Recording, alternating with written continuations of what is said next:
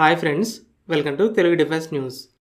ఇక ఫస్ట్ అప్డేట్లోకి వెళ్తే డిఆర్డిఓ ఇండియన్ నేవీకి 8 to 10 నేవల్ ఎల్సీఏ మార్క్ 1 అంటే తేజస్లో క్యారియర్స్ నుండి ఆపరేట్ చేసే వర్షన్స్ని కొనండి ప్రపోజ్ చేసింది. ఇండియన్ నేవీ గతంలో నేవల్ ఎల్సీఏని రిజెక్ట్ చేసిన విషయం తెలిసిందే. ఎందుకంటే స్కీ జంప్ ఎయిర్క్రాఫ్ట్ క్యారియర్స్కి సింగిల్ ఇంజన్ జెట్స్ అనేవి సూట్ అవ్వవు. తక్కువ స్పేస్లో ఫాస్ట్గా యాక్సలరేట్ అయ్యి టేకాఫ్ చేసుకోవాలంటే ట్విన్ ఇంజన్ జెట్సే ఎక్కువగా సూట్ అవుతాయి. ఇవి కూడా ఫుల్ లోడ్తో టేకాఫ్ చేసుకోలేవు. తేజస్ సింగిల్ ఇంజన్ జెట్టే కాకుండా లైట్ కేటగిరీ జెట్ కాబట్టి నేవీకి కావలసిన విధంగా 4 ఎయిర్ టు ఎయిర్ మిసైల్స్, ఒక యాంటీషిప్ మిసైల్స్తో క్యారియర్స్ నుండి టేకాఫ్ చేసుకోలేదు. చాలా దూరం వెళ్ళి దాడి చేయడానికి కూడా కావలసినంత ఫ్యూయల్ని మోసుకెళ్ళలేదు. అందుకని నేవీ నేవల్ ఎల్సీఏని వద్దంది.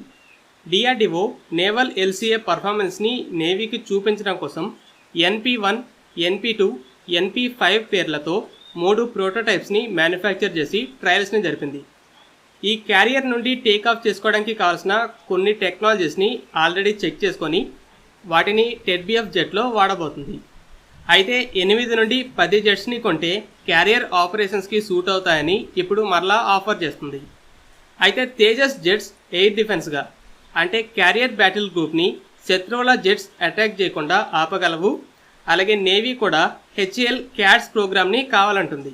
క్యాట్స్ వారియర్ లాంటి డ్రోన్స్ని ఎయిర్క్రాఫ్ట్ క్యారియర్స్ నుండి ఆపరేట్ చేయాలంటే వాటిని కంట్రోల్ చేయడం కోసం నేవీ తేజస్ జెట్స్ని కొనాల్సి ఉంటుంది. కాబట్టి నేవీ నేవల్ ఎల్సీఏ జెట్స్ని కొనడానికి ఎక్కువ అవకాశాలు ఉన్నాయి. S-400 డీల్ వల్ల అమెరికా టర్కీ F-35 డీల్ని క్యాన్సిల్ చేసిన విషయం తెలిసిందే. అయితే టర్కీకి ఒక ఆఫర్ ఇచ్చింది. S-400 సిస్టమ్ని టర్కీలో సౌత్లో ఉన్న నేటో ఎయిర్ బేస్కి పంపి మాకు కంట్రోల్ ఇవ్వండి, F-35 జెట్స్ని అమ్ముతామని అమెరికా చెప్పింది. ఇంతకుముందేమో యుక్రెయిన్కి మీ S-400 సిస్టమ్స్ని ట్రాన్స్ఫర్ చేయండి, మేము మీకు F-35 జెట్స్ని తిరిగి అమ్ముతామంది. కానీ టర్కీ దానికి ఒప్పుకోకపోయేసరికి ఈ ఆఫర్ ఇచ్చింది.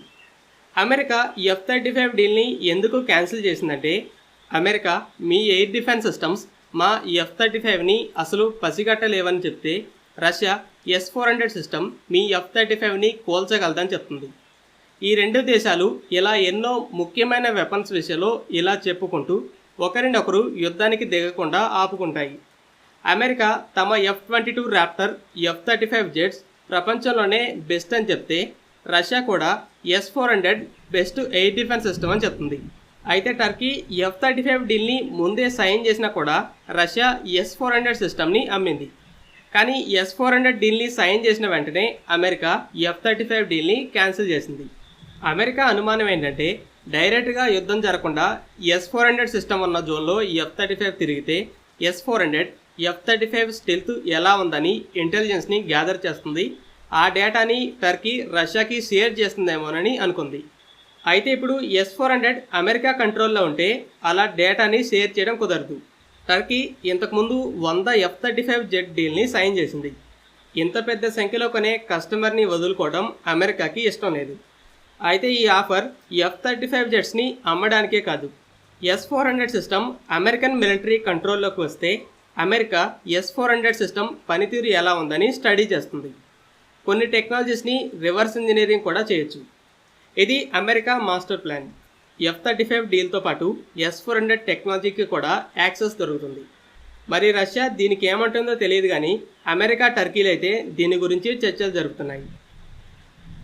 డజాల్ట్ aviation Indian air force operate చేస్తున్న 36 Rafale 50 Mirage 2000 jets maintenance, repair, overhaul కోసం న్యూ MRO ఫెసిలిటీని నోయిడాలో ఏర్పాటు చేయబోతుంది.